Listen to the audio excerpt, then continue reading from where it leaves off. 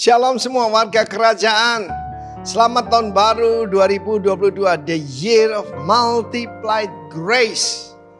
Perayaan Natal kita yang lalu penuh dengan sukacita dan sorak-sorai. Dan temanya adalah the Son of Righteousness with healings in its wings. Bagimu akan terbit surya kebenaran dengan kesembuhan pada sayap-sayapnya. Now it is a time of healing, the time of restoration.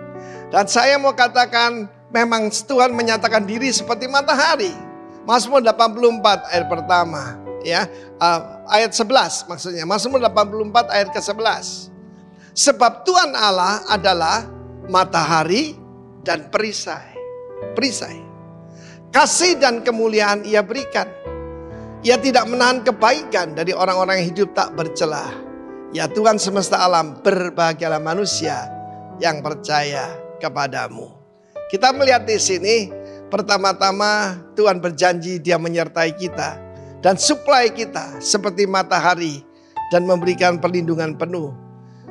Di dalam kerajaan Allah, begitu saudara jadi putra-putri Allah, putra-putri Tuhan, maka malaikat harus menjaga kita. Saya punya banyak pengalaman dengan malaikat meskipun tidak kelihatan, termasuk malaikat yang tidak bersayap, termasuk malaikat yang berjalan di muka bumi ini, messenger, penolong. Tuhan adalah matahari dan perisai. Dan apa yang Dia janjikan? Yang jadi modal buat kita. He will give grace and glory. Tahun ini tahun the multiplied grace.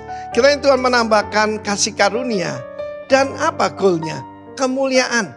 Dan ada bonus lagi. No good thing. Benda ya.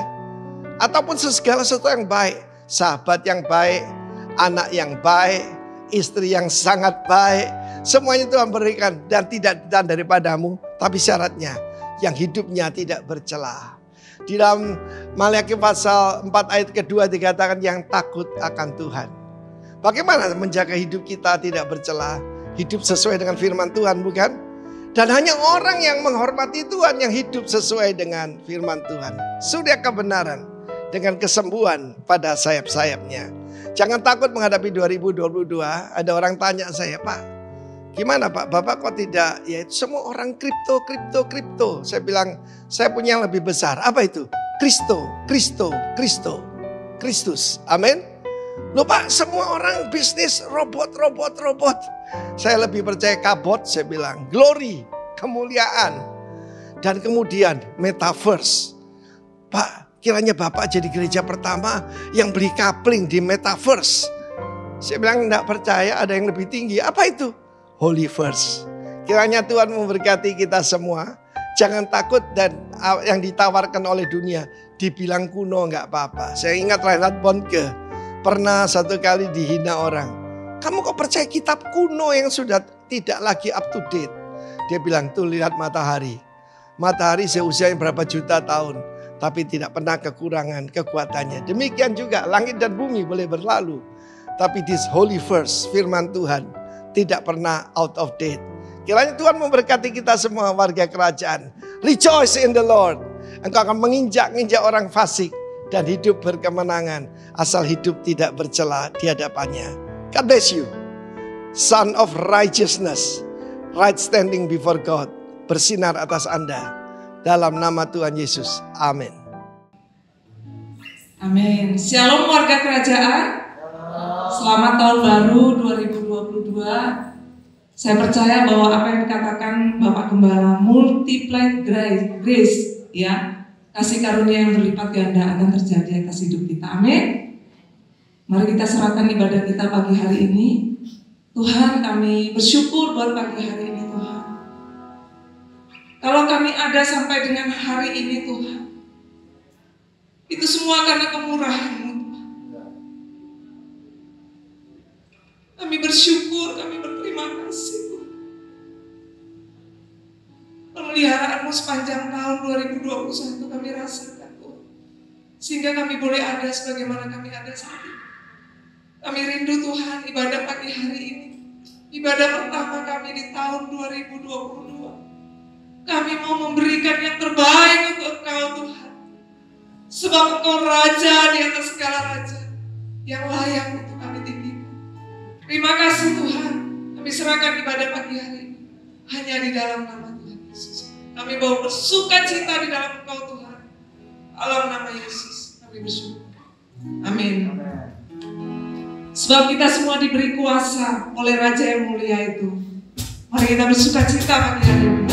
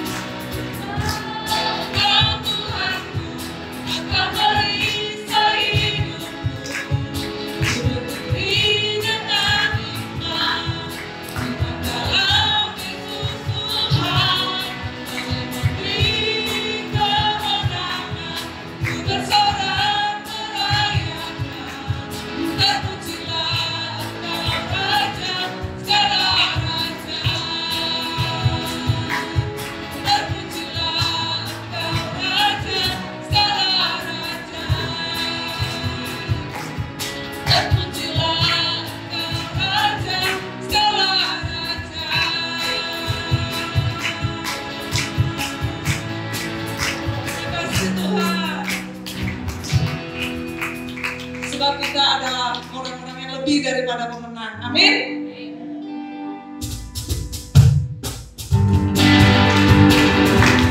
Terima kasih Tuhan. Syukur kepada Dia.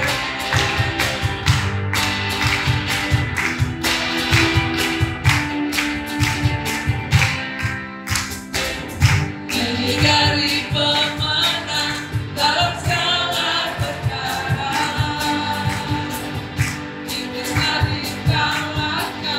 Oleh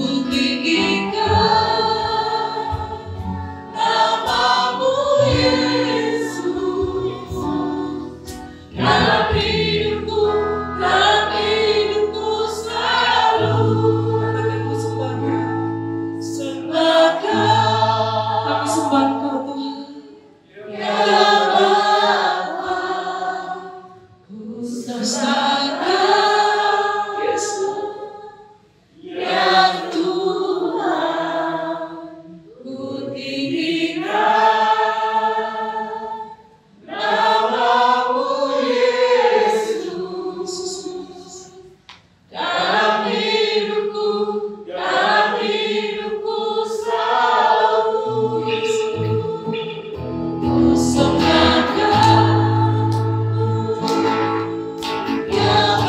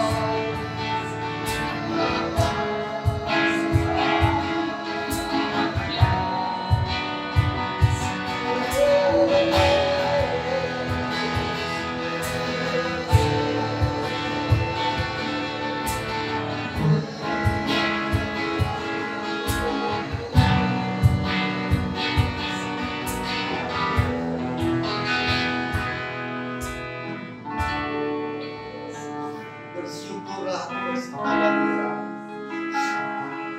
Apapun yang kau alami, tetap mengucap syukur. Semuanya akan mendatangkan kasih karunia berlipat ganda dalam kehidupanmu. Kuatkan dan teguhkan hatimu. Terpujilah namamu Tuhan. Kami siap untuk mendengar isi hatimu Tuhan. Berbicaralah kepada kami. Kami percaya firman-Mu meneguhkan, menguatkan, memimpin kami dari hari ke hari untuk mencapai kemenangan bersama dengan Engkau Tuhan. Memasuki tahun baru 2022 ini Tuhan. Di awal minggu pertama Tuhan, di bulan Januari tahun 2022 ini Tuhan.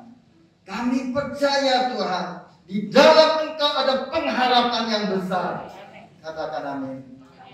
Kuatkan dan teguhkan hatimu.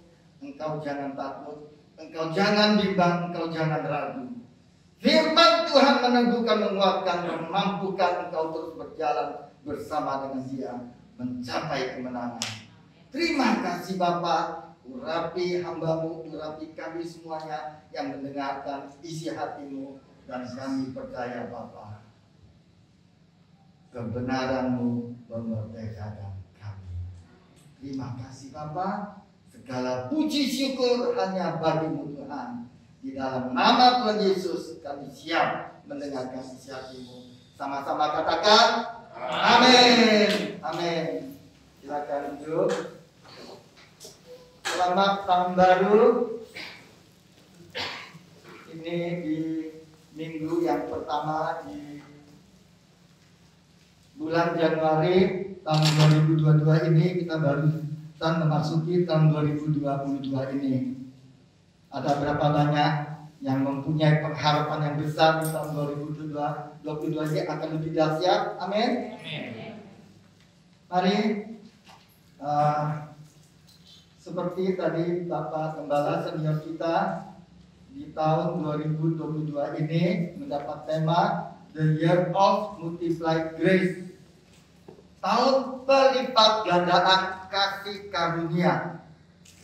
Kata grace yang merupakan kata benda dalam Merriam-Webster Dictionary memiliki arti bantuan ilahi yang tidak layak diberikan kepada manusia untuk regenerasi atau pengudusan mereka. Dalam arti yang sederhana, kata grace ini memiliki arti perhatian dan kemampuan khusus dari Tuhan kepada manusia, yaitu saudara dan saya yang dikasihi Tuhan untuk mengelola berkat-Nya. Apakah kita layak menerima kasih karunia Tuhan? Bagaimana mengalami dan menikmati kasih karunia Tuhan? Apakah yang harus kita lakukan untuk hidup dalam kasih karunia berlipat ganda? Mari kita lihat di Efesus 2 ayat yang ke-8. Efesus 2 ayat yang ke-8. Kita sama-sama membacanya dengan suara yang keras. 2, 3. Sebab karena kasih karunia kamu diselamatkan oleh iman. Itu bukan hasil usahamu, tetapi pemberian Allah. Saya berdoa dimanapun saudara berada hari ini, bagaimanapun keadaan saudara hari ini, saya percaya kita semuanya baik-baik, sehat-sehat dalam segala sesuatu, sama seperti jiwa saudara, jiwa saya, semuanya baik-baik saja. Katakan amin. Saya mau saudara selalu mengerti bahwa hidup saudara, hidup saya sebagai orang percaya adalah hidup bukan karena melihat, tetapi karena percaya. Tentunya percaya sesuatu yang benar. Ada begitu banyak orang Kristen yang hidupnya menderita. Bukan karena pekerjaan Tuhan Yesus di atas kayu salib belum selesai. Tidak saudara. Pekerjaan Tuhan Yesus di atas kayu salib sudah selesai. Dan Dia berkata, It is finished. Sudah selesai. Tetapi banyak orang Kristen yang hidup menderita karena mereka percaya sesuatu yang salah. Percaya sesuatu yang benar merupakan hal yang sangat penting dan sangat vital dalam kehidupan saudara dan saya sebagai orang percaya. Kenapa? Karena akan mempengaruhi seluruh aspek kehidupan saudara, akan mempengaruhi semua mempengaruhi kesehatan saudara, dan akan mempengaruhi jiwa saudara, bahkan berpengaruh kehidupan saudara secara finansial. Alkitab mengatakan bahwa Injil kabar baik bukan berbicara tentang perbuatan yang benar. Saya tidak menentang perbuatan yang benar. Saya sangat setuju. Saudara harus berbuat benar. Berbuat benar itu penting. Berbuat benar itu harus. Tetapi saya mau saudara mengerti, perbuatan baik, perbuatan benar adalah buah dari hasil percaya sesuatu yang benar. Amin. Alkitab mengatakan orang benar akan hidup oleh iman. Sekali lagi saya ulangi, orang benar akan hidup oleh apa, saudara? Iman. Ayat ini membuat seorang hamba Tuhan Martin Luther melakukan reformasi di dalam kehidupannya. Kalau saudara mau tahu tentang Martin Luther, sebelumnya dia adalah seorang biarawan. Dia sengaja membuat hidupnya menjadi menderita. Kenapa? Karena Martin Luther percaya semakin hidupnya menderita, dia semakin berkenan di hadapan Tuhan. Tetapi suatu hari Martin Luther membaca Perjanjian Baru, dan ayat yang dibaca adalah orang benar akan hidup oleh iman. Orang benar akan hidup dari percaya. Tentunya percaya sesuatu yang benar. Untuk bisa masuk surga, saudara tidak perlu melakukan sesuatu apapun untuk bisa masuk surga. Saudara tidak perlu mengorbankan apapun. Saudara cukup percaya dan menerima segala sesuatu yang sudah Tuhan Yesus selesaikan di atas kayu salib. Nama saya, nama saudara sudah terdaftar di surga. Yang percaya boleh katakan amin. Mari kita lihat di Roma 6 ayat 1 dan 2. Roma 6 ayat 1 dan 2. Saya bacakan bagi saudara-saudara, perhatikan.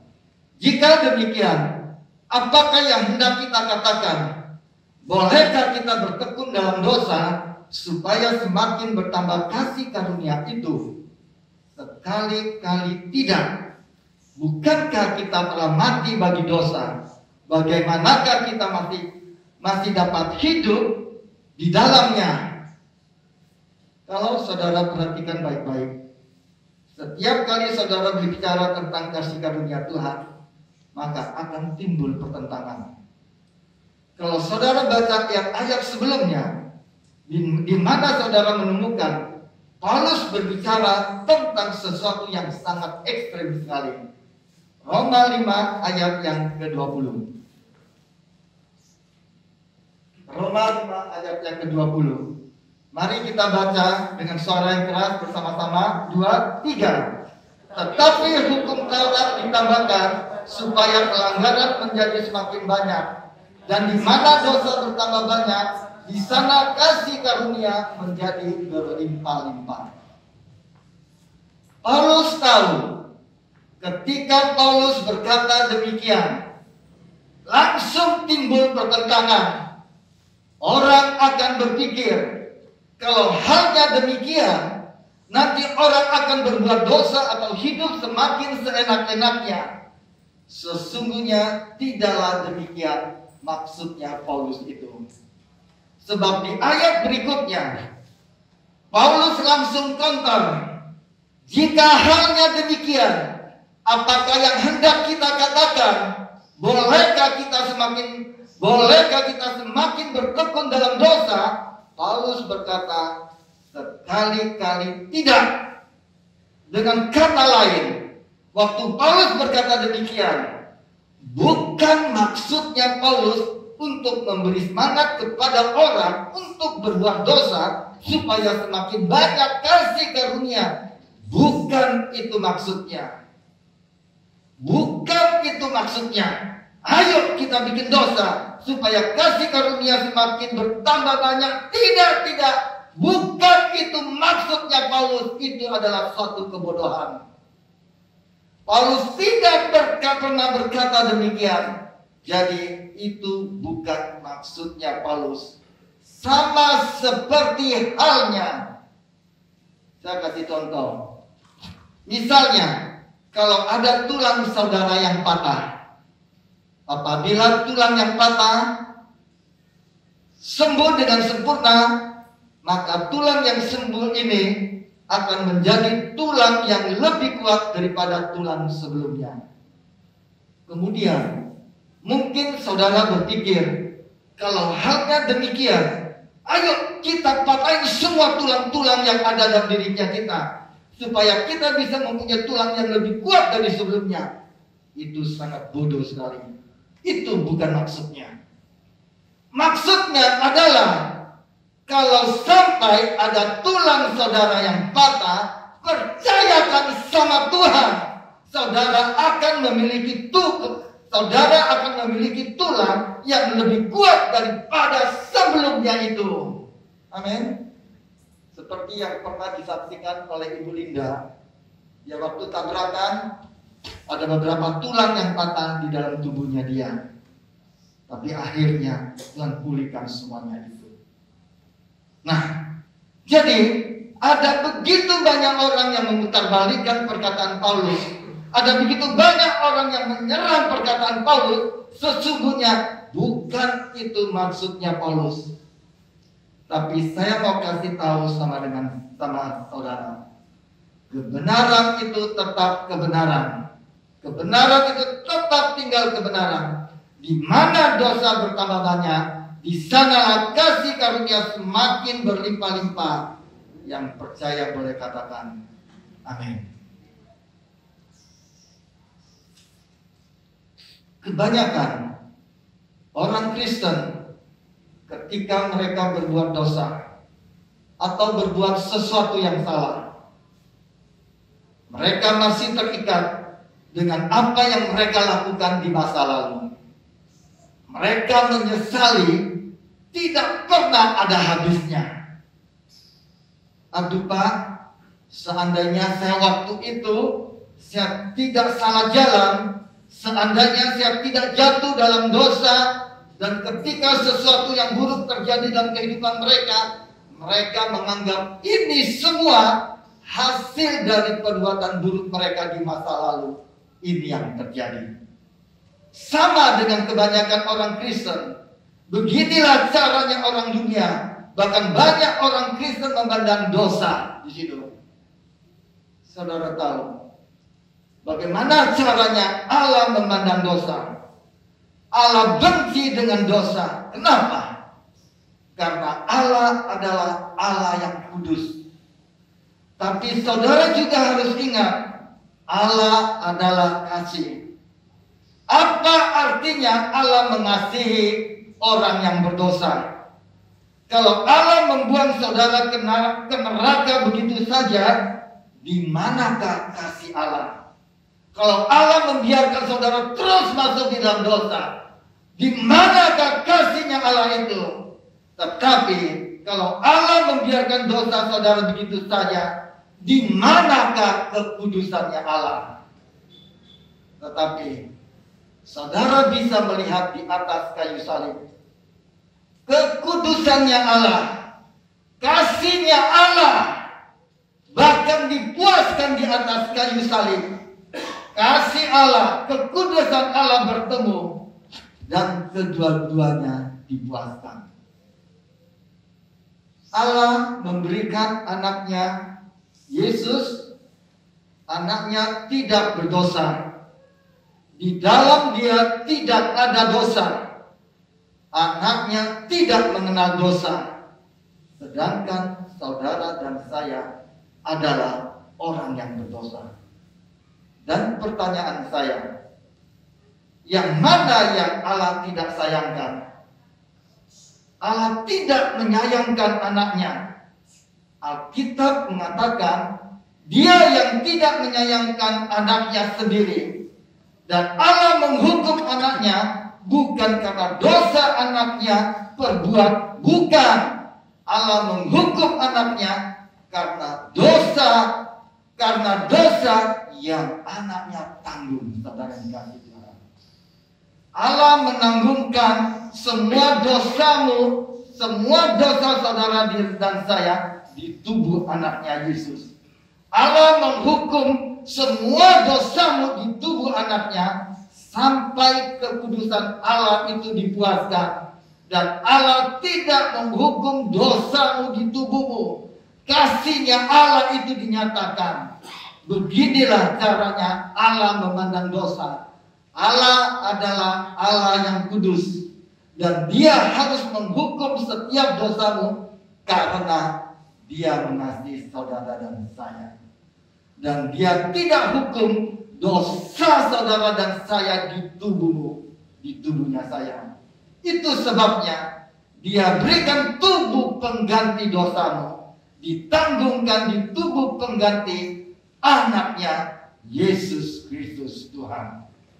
Dalam murkanya yang meluap, Allah menghukum semua dosamu di tubuh anaknya. Dan kekudusannya dipuaskan dan kasihnya dinyatakan. Kenapa?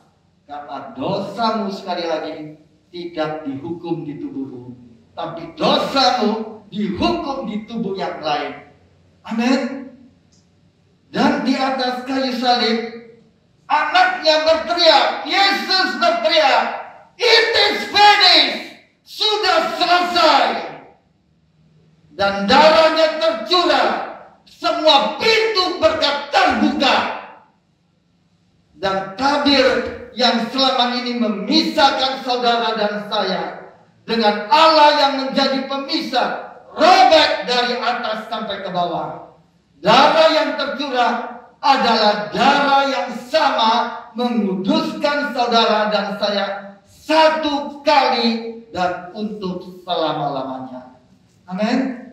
Inilah yang Yesus lakukan buat saudara, buat saya yang percaya boleh katakan amin. Ini dasar yang benar. Sehingga hari ini kasih karunia berlimpah-limpah datang dalam kehidupan saudara dan saya. Sehingga tema dari gembala senior kita yaitu tahun berlipat gandaan kasih karunia. Ada seorang murid Yesus yang bernama Petrus. Satu hari Yesus bertanya kepada murid-muridnya, "Apa kata orang, siapakah aku ini?" Murid-muridnya berkata, ada yang mengatakan engkau Elia. Ada yang mengatakan engkau Yeremia. Juga ada yang mengatakan bahwa engkau adalah salah seorang di antara para nabi. Tetapi Yesus bertanya kembali kepada murid-muridnya, "Apa katamu? Tadi kata orang.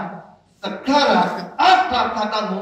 Siapakah aku ini?" Kemudian murid Yesus yang bernama Petrus berkata, "Engkau adalah Mesias."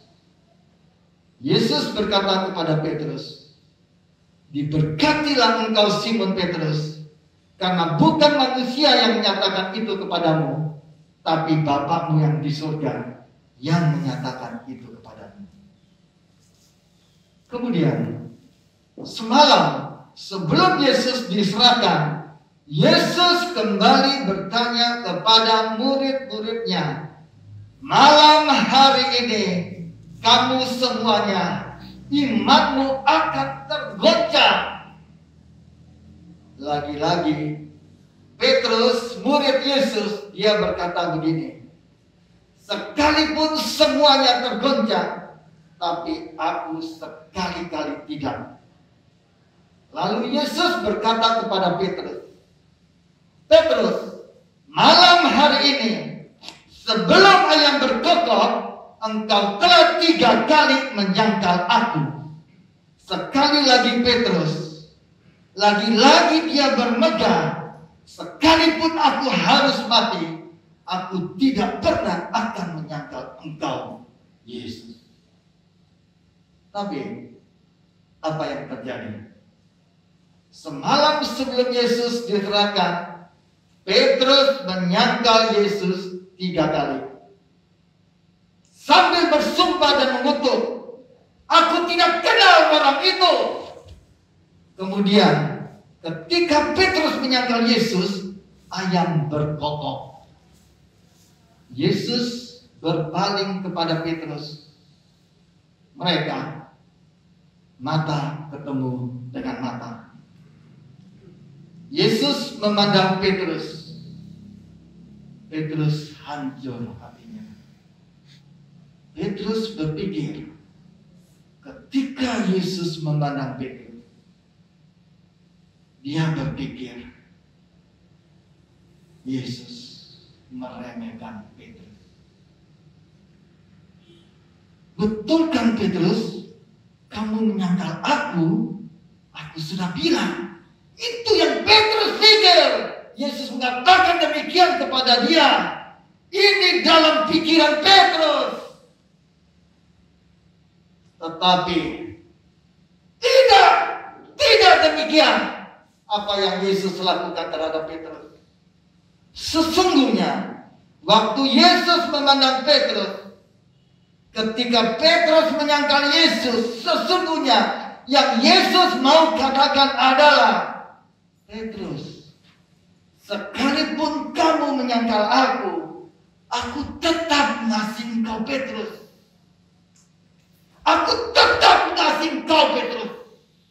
Mungkin saudara juga, ketika engkau jatuh dalam dosa, ketika engkau menyangkali dia dengan hal-hal yang tidak benar dalam kehidupanmu, mungkin engkau berkata, aku akan dihukum oleh Yesus. Roh Kudus akan berbicara kepadamu, anakku, aku mengasihi engkau. Aku mengasihi engkau. Ini yang aku alami dalam kehidupanku. Sebelum-belumnya waktu dulu-dulu itu, saya tetap jatuh bangun dalam dosa. Saya merasa terpuruk sekali di situ. Tetapi suara yang kecil di dalam ini selalu berkata, yang saya tahu itu Roh Kudus. Aku mengasihi. Aku mengasihi. Saya akan lanjut. Apa yang saudara pikir saat ini? Jangan takut. Kasih karunia Tuhan itu selalu ada dalam kehidupan.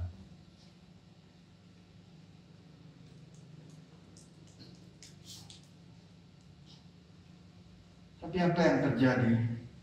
Petrus hancur hatinya. Kemudian dia lari dan dia sambil menangis.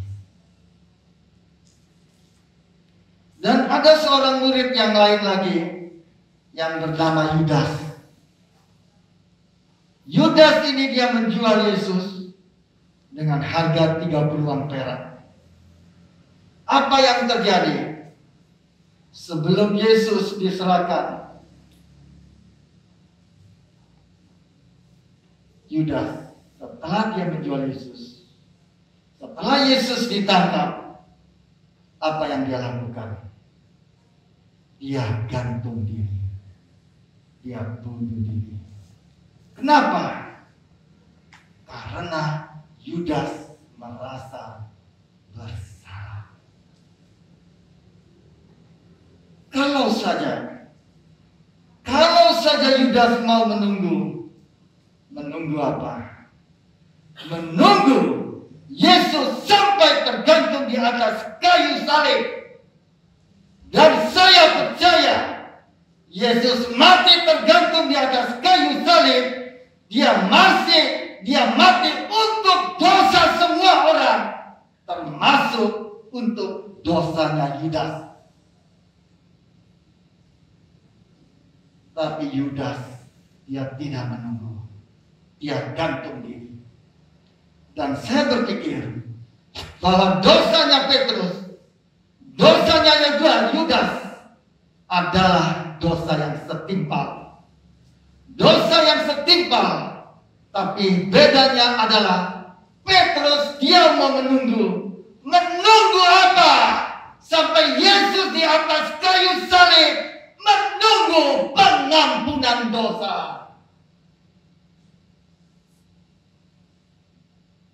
Sehingga ketika saudara dan saya melakukan suatu perbuatan yang salah, berapa kali pun saudara melakukan sesuatu yang salah, ingat, Yesus sudah di atas kayu salib. Semua menanggung dosa saudara dan saya. Ketika dia tergantung di atas kayu salib,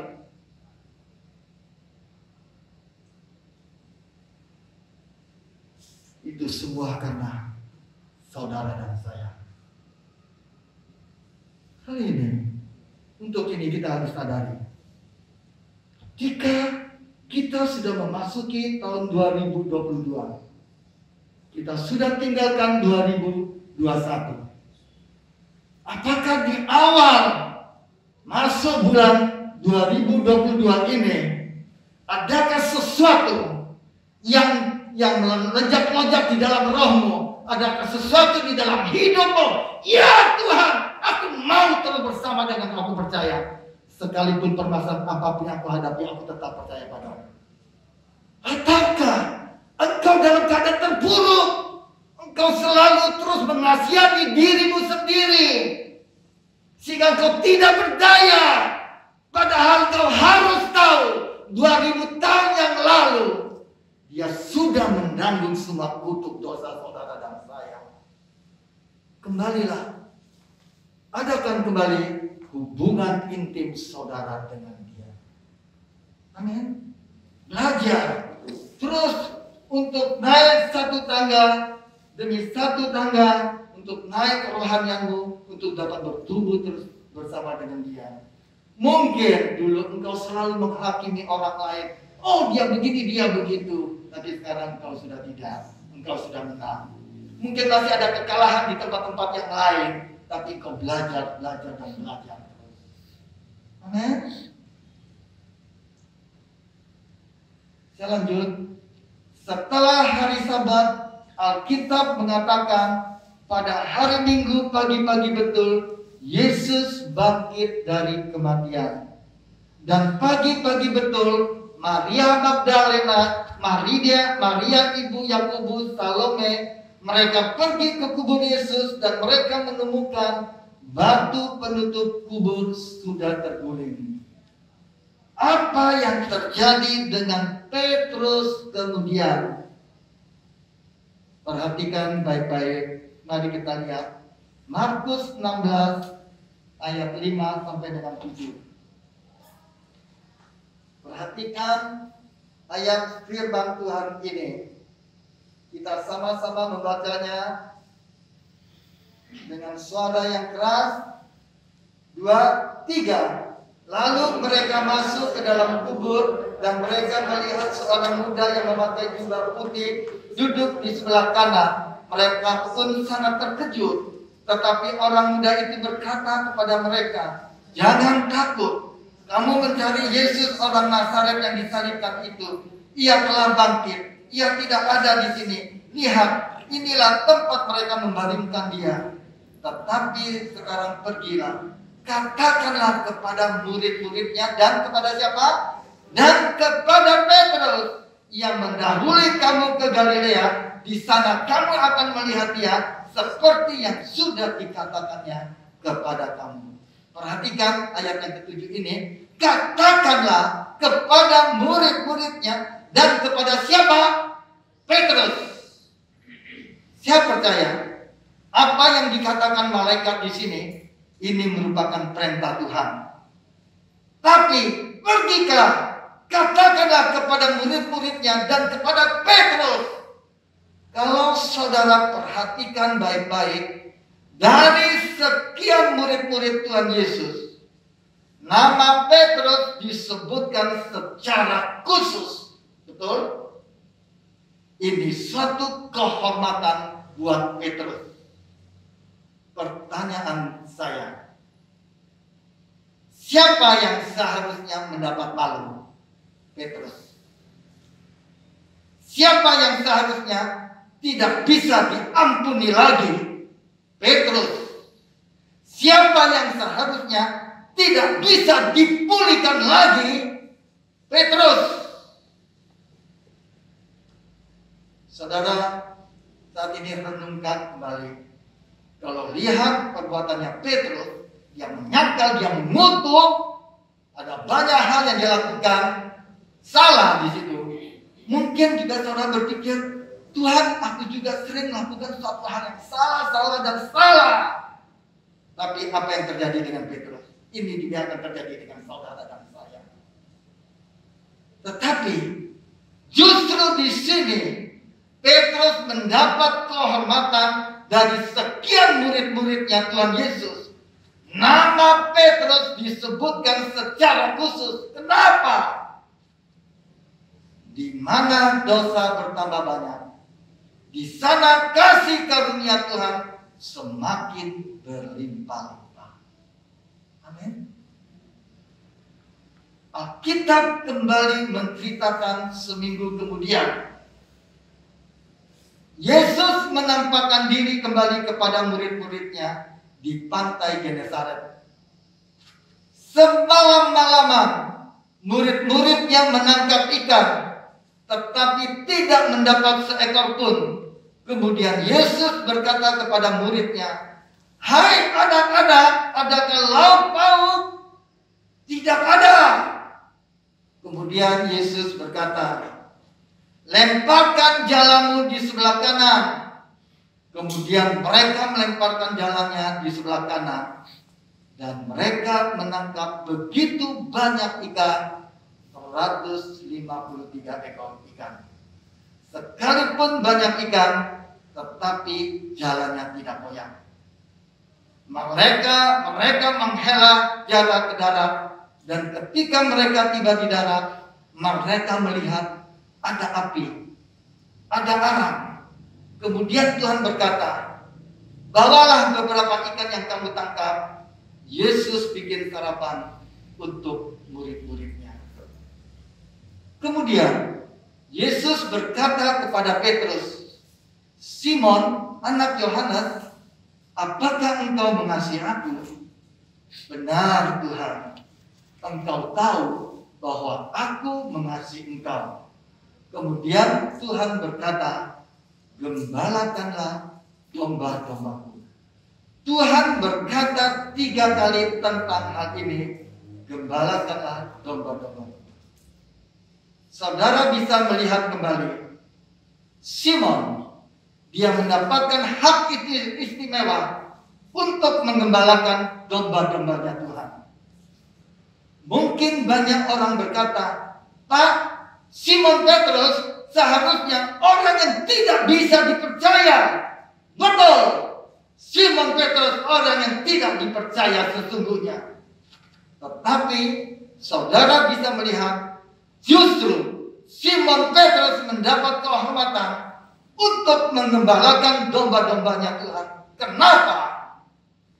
Di mana dosa bertambah banyak, di sanalah kasih karunia Tuhan semakin berlimpah-limpah. Amin.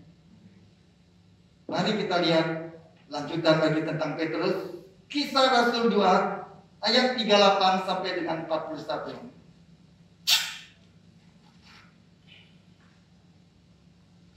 Kita membaca firman Tuhan ini saling bersaut-sautan. Saya ayat genap, saudara ayat ganjil. Jawab Petrus kepada mereka, "Bertobatlah dan hendaklah kamu masing-masing memberi dirimu dibaptis dalam nama Yesus Kristus untuk pengampunan dosamu, maka kamu akan menerima karunia Roh Kudus. Silakan.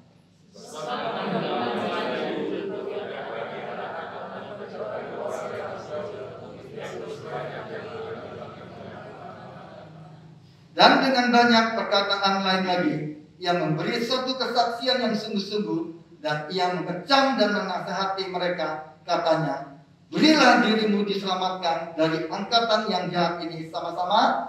Orang-orang yang menerima perkataannya itu memberi diri dibaptis, dan pada hari itu jumlah mereka bertambah kira-kira 3.000 jiwa. Apa judul perikop yang barusan kita baca, ayat firman Tuhan ini? Judul perikopnya adalah Khotbah Petrus. 50 hari sesudah kebangkitan Yesus pada hari Pentakosta, Petrus berkhotbah. Dan Alkitab mengatakan, saudara tahu apa yang terjadi setelah Petrus berkhotbah? Orang-orang yang menerima perkataannya memberi diri dibaptis, dan hari itu jumlah mereka bertambah kira-kira berapa? 3.000 orang. Wow! Perhatikan baik-baik saudara. Mulut yang sama, bukan mulut yang berbeda. Mulut yang sama, mulut yang pernah menyangkal Yesus sambil bersumpah dan mengutuk, aku tidak kenal orang ini. Mulut yang sama, ketika mulut ini berkhotbah, 3.000 orang diselamatkan. Kenapa?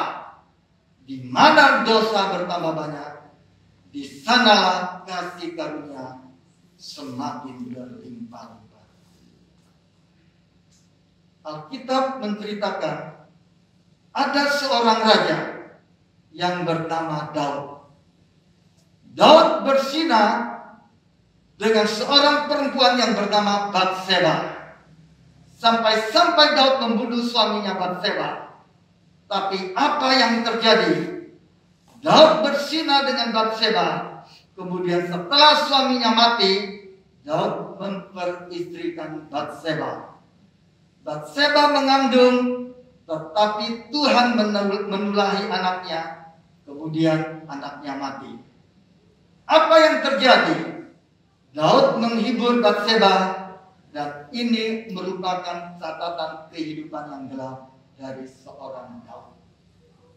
Dari seorang yang Alkitab sebutkan sebagai orang yang berkenan di hadapan Tuhan. Kemudian Daud menghibur Batseba.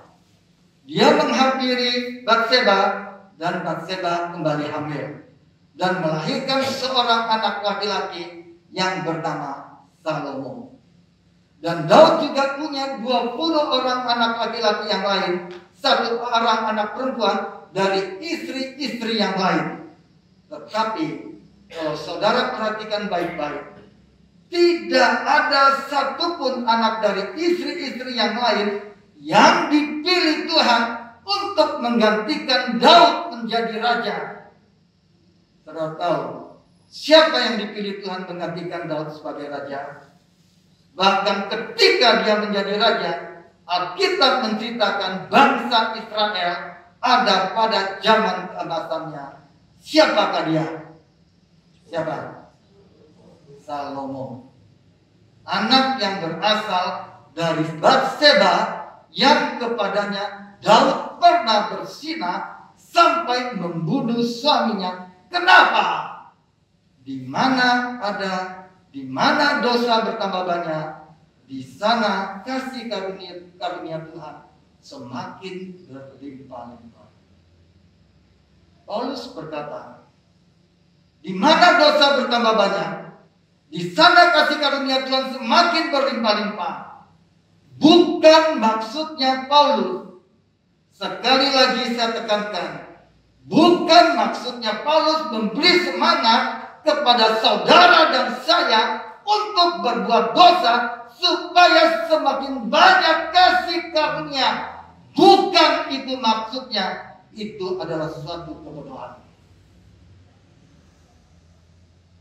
Bukan itu maksudnya Paulus. Paulus tidak pernah berkata demikian. Itu sebabnya di ayat berikutnya Paulus berkata, jika halnya demikian, di mana dosa bertambah banyak dan kasih karunia semakin berlimpah-limpah, jika halnya demikian, apakah kita boleh semakin bertekun dalam dosa supaya kasih karunia bertambah banyak? Sekali-kali tidak. Maksudnya Paulus adalah, kalau hari ini saudara mengalami kegagalan, kalau hari ini saudara pernah berbuat sesuatu yang salah, kalau hari ini saudara ada dalam kehidupan yang paling gelap karena apa yang kamu lakukan, jangan sedih, jangan berkecil hati. Ketahuilah, Tuhan tetap mengasihimu dan Dia tidak pernah meninggalkan kamu. Justru di titik kehidupanmu yang paling lemah, yang paling rendah, saya mau kasih tahu sama saudara, di sana ada kasih karunia Tuhan yang berlimpah-limpah untuk menyelamatkan saudara dan saya. Yang percaya boleh katakan amin. Di mana dosa bertambah banyak, di sana kasih karunia semakin berlimpah-limpah. Kenapa? Karena saudara harus percaya sesuatu yang benar. Kembali kepada salib Kristus. Perhatikan baik-baik. Dia tidak menyayangkan anaknya sendiri, tetapi Dia menyerahkan bagi kita semua. Anaknya menggantikan posisimu. Anaknya dihukum bukan karena dosa yang anaknya perbuat. Alkitab mengatakan Dia tidak berdosa. Di dalam Dia tidak ada dosa dan Dia tidak mengenal dosa. Tetapi mengapa Allah menghukum anaknya di atas kayu salib? Allah menghukum anaknya karena dosa yang anaknya tanggung. Kenapa? Karena dosa saudara dan saya harus dihukum. Karena Dia adalah Allah yang kudus, Dia harus menghukum setiap dosa. Tapi karena Dia Tuhan mengasihimu, Dia tidak bisa hukum dosa saudara dan saya di tubuhnya kita. Itu sebabnya Dia beri tubuh pengganti anaknya. Dosa saudara dan saya ditanggung di tubuh anaknya.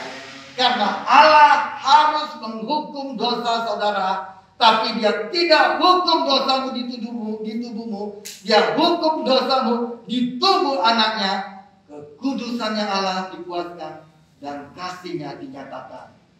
Ketika Dia hukum dosamu di tubuh anaknya, Dia tidak hukum dosamu di tubuhmu. Kasih Allah dinyatakan di atas kayu salib. Kekudusan Allah, kasih Allah bertemu dan keduanya dipuaskan. Sehingga hari ini Yesus memberikan dasar yang benar. Di mana dosa bertambah banyak, di sana kasih karunia Tuhan berlimpah-limpah. Bukan maksudnya untuk mau saudara hidup seenak-enaknya. Bukan untuk maksudnya membuat saudara semakin enak berbuat dosa, supaya kasih karunia semakin bertambah banyak. Tidak saudara. Hampir selesai. Dan hari ini Tuhan menyatakan kasih karunia-Nya kepada saudara. Alkitab berkata, perhatikan. Alkitab berkata, bukankah kebaikan Tuhan akan menuntun saudara dan saya kepada pertobatan yang sesungguhnya. Amin. Itu sebabnya apapun keadaan saudara hari ini, apapun yang saudara alami hari ini, sekalipun saudara mengalami kegagalan, berbuat sesuatu yang salah, ada di titik yang paling rendah di dalam hidupmu, jangan berkecil hati. Ketahuilah, Tuhan sangat mengasihimu. Dia tidak pernah meninggalkanmu. Di titik area hidupmu yang paling rendah, di sana ada kasih karunia Tuhan. Di titik area hidupmu yang paling rendah, di sana ada kasih karunia Tuhan yang berlimpah-limpah untuk menyelamatkan saudara dan saya. Amin. Apakah saudara bisa menangkap? Bisa mengerti? Saya sendiri waktu saya belajar tentang ayat firman Tuhan ini yang berkata,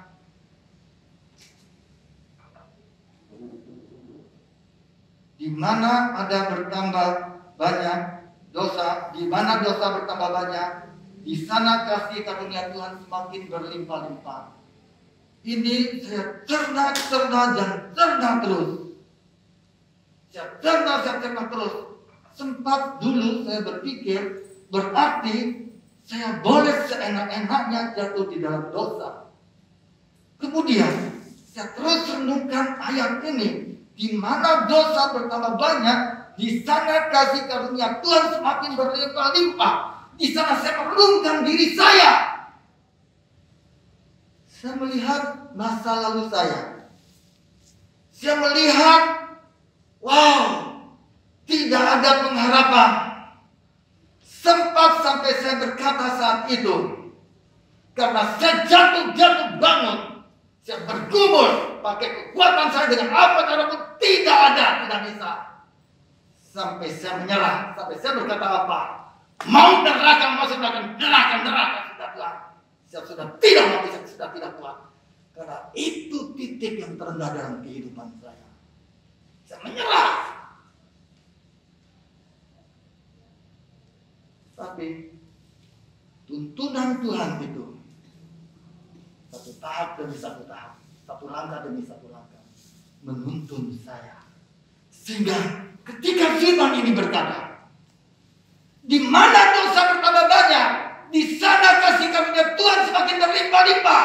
Di mana saya melihat dosa-dosa saya yang begitu banyak, seolah-olah saya tidak mampu, saya tidak kuat. Baru saya mengerti, wow, kasih karunia Tuhan itu ada dalam diri saya. Ini yang saya harus jaga sampai hari ini. Dan saya mau melepaskan satu demi satu hal yang tidak benar dalam kehidupan saya sampai saya dipanggil oleh Tuhan. Kita tetap terus diproses. Dan saya menangkap, saya mengerti, ini kasih karunia Tuhan. Bukan berarti saya harus seenaknya terus berbuat dosa. Amin. Saya berharap saudara dapat menangkap dan mengerti tentang di mana dosa bertambah banyak, di sana kasih karunia Tuhan semakin berlimpah-limpah. Dan saya mengerti dosa saya begitu banyak, kasih karunia Tuhan itu ada dalam diri saya. Apakah saya mau lagi melakukan hal yang sama? Tidak. Dia akan menuntun saya terus. Itulah kasih karunia Tuhan berlimpah-limpah dalam kehidupan saya. Dan multiplied grace itu, berlipat gandaan kasih karunia itu, tahun 2002 ini akan terjadi dalam kehidupan saudara dan saya. Amin. Saudara boleh percaya? Amin. Kita siapkan hati kita untuk perjamuan kudus.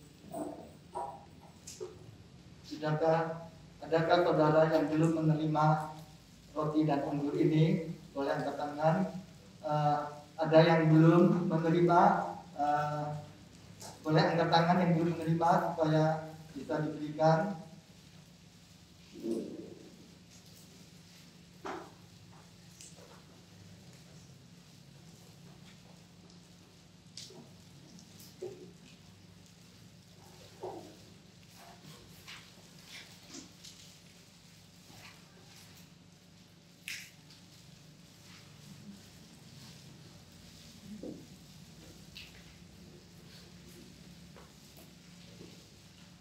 Sudah terima semuanya ya. Mari kita bangkit berdiri.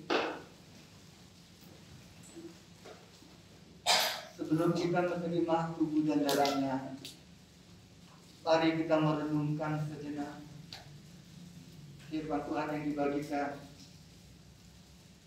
Saudara berbicara kepada dia. Caranya menguduskan saudara dan saya. Ambil waktu sejenak sebelum engkau makan tubuh dan darah Yesus. Ambil waktu sejenak berbicara kepada dia. Roh Kudus itu lemah lembut yang menghiburmu, yang menguatkanmu. Bicara dengan dia.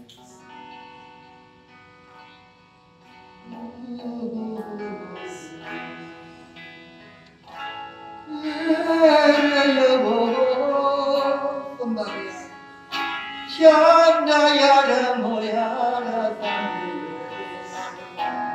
Angkat suaramu kembali. Oh ya ya. Cendekiamu.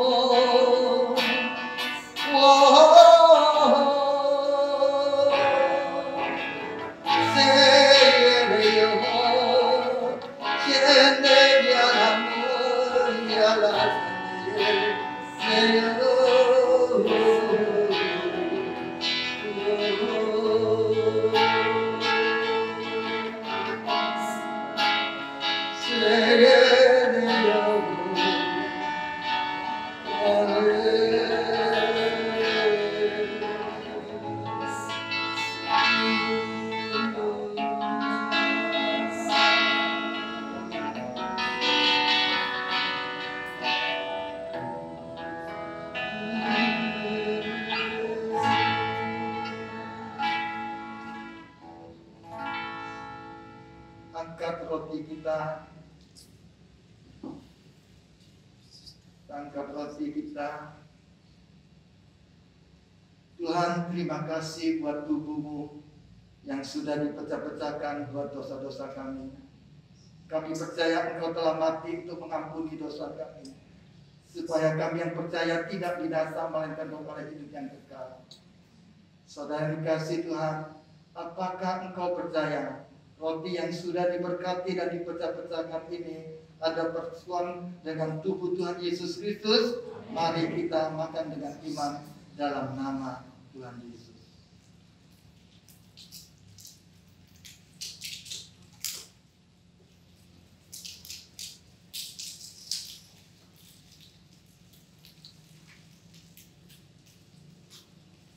Mari kita angkat cawan anggur.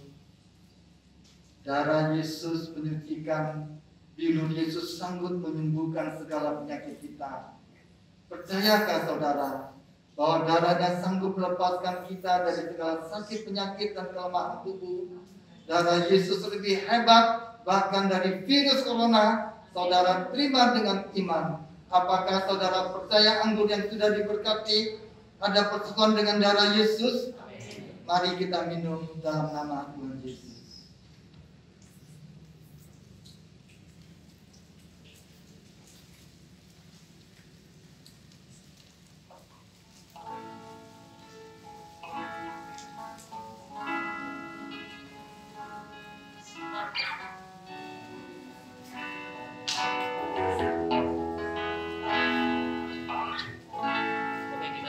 Berdiri kita berdoa.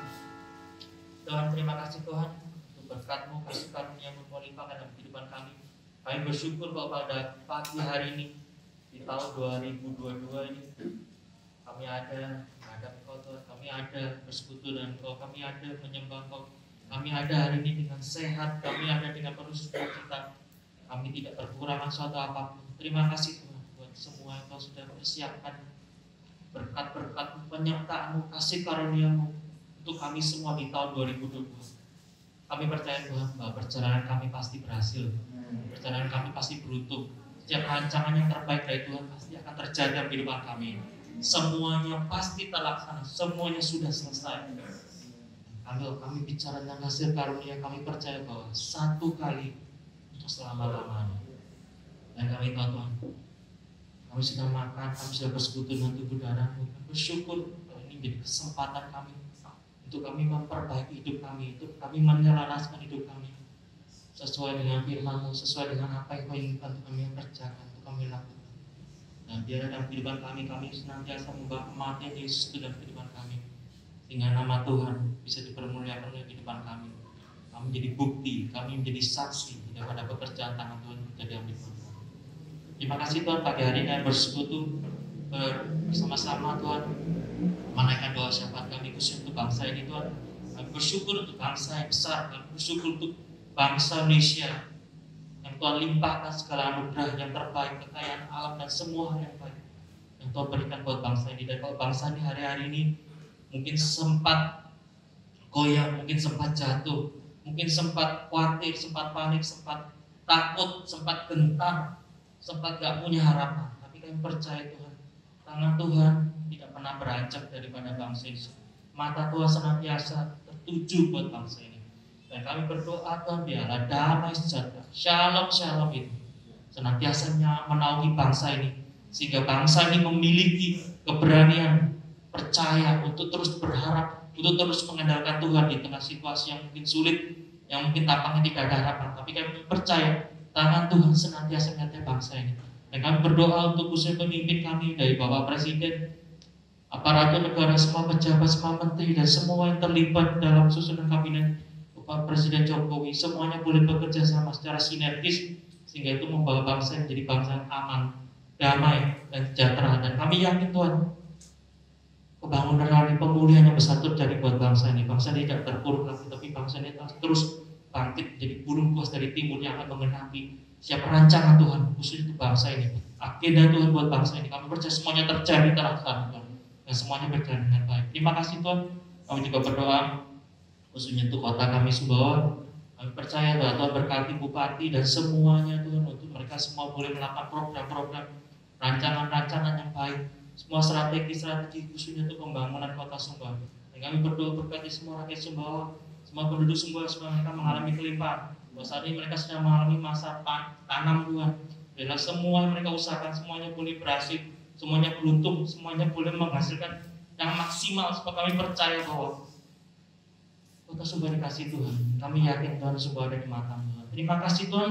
Kami juga berdoa khusus untuk perizinan gereja yang saat ini sedang kami gumuli, untuk setiap pertemuan-pertemuan, untuk setiap apa yang panitia pembangunan kerjakan. Tuhan beri hikmat, Tuhan berikan waktu yang tepat, saat yang tepat, hikmat Tuhan, sehingga ketika mereka bertemu dengan pemimpin-pemimpin atau orang-orang atau lembaga-lembaga yang berhubungan dengan setiap perizinan, semuanya boleh berjalan dengan lancar. Sebab tangan Tuhan menyertai mereka. Hati raja kau belokkan seperti batang air. Dan itu terjadi buat setiap panitia pembangunan, yang ketika mereka bertemu dengan mungkin orang-orang yang mereka anggap mungkin sulit, mungkin ini bermasalah, atau mungkin ini gak ada jalan keluar, tapi kami percaya Tuhan berjalan di depan kami.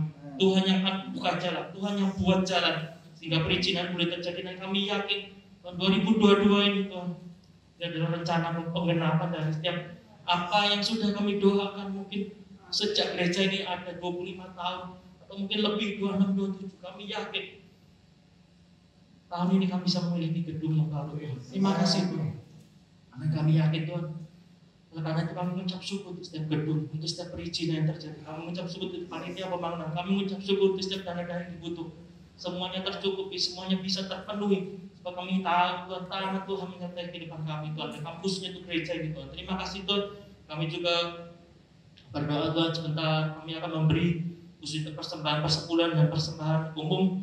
Ya Tuhan berkati setiap tangan-tangan yang memberi dengan penuh sukacita, sebab kami tahu kami memberi untuk Tuhan. Terima kasih Tuhan. Doa ini kami naikkan hanya dalam satu nama Tuhan Yesus Kristus. Haleluya. Amin.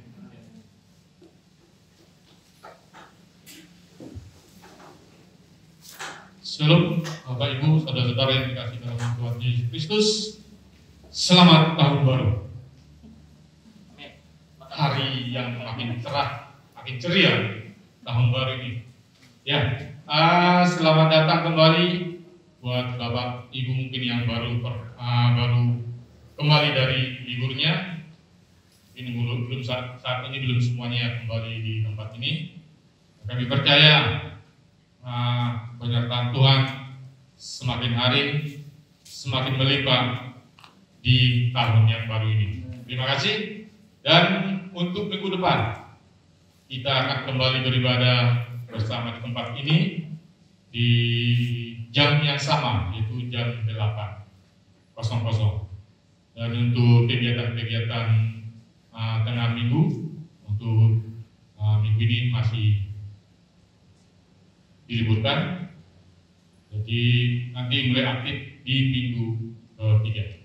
Jadi itu saja pengumuman singkat hari ini. Tuhan Yesus memberkati. Sorry, saya lupa karena ini karena tahun baru, ternyata juga bulan yang baru juga ya. Jadi kita akan sama-sama berdoa mendoakan saudara-saudara kita, Bapak Ibu, saudara-saudara kita yang berulang tahun kelahiran di bulan Januari ini, dan ulang tahun pernikahan. Jadi ada beberapa yang ada di tempat, yang ada saya panggilkan ada di sini.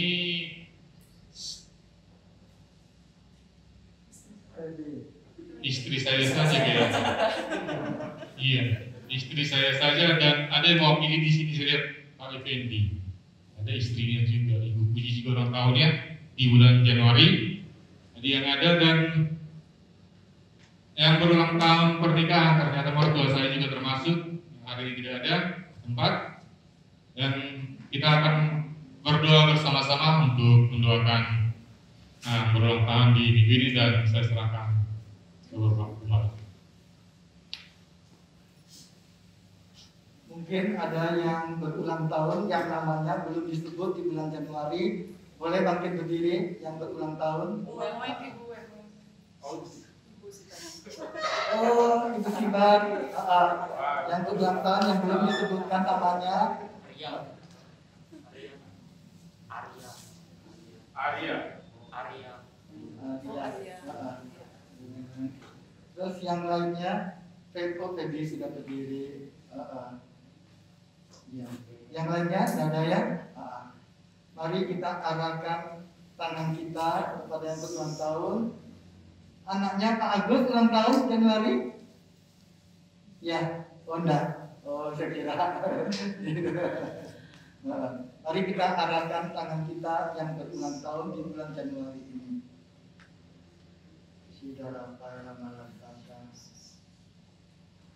Memasuki bulan Januari, tahun baru di tahun 2022 ini, sesuai dengan tema dari Gembala Senior, lipat gandaan kasih karunia, biarlah itu terjadi dalam kehidupanmu. Yang berulang tahun dan ulang tahun pernikahan, yang tidak sempat hadir di tempat ini, kami berdoa biar itu terjadi dalam kehidupanmu, pelipat gandaan kasih karunia. Kuatkan dan teguhkan hatimu di dalam setiap perjalanan hidupmu. Jangan takut. Ini awal Januari ini. Biarlah perjalananmu, biarlah setiap langkahmu, satu langkah demi satu langkah, pasti itulah langkahnya Tuhan yang akan selalu bersamamu, menguatkanmu, memulihkanmu, menyembuhkanmu. Dan pelipat gandaan itu, kasih karunia itu terjadi dalam kehidupanmu. Dan kami percaya apa yang kau rindukan selama ini di dalam hatimu, Tuhan mendengarnya. Dan itu terjadi sesuai dengan engkau harapkan, sesuai dengan apa yang Tuhan mau dalam kehidupanmu. Itu terjadi. Terpujilah namamu Tuhan. Terima kasih Bapa. Terima kasih. Kekasih Tuhan, mari kita semuanya bangkit berdiri. Terimalah berkat Tuhan.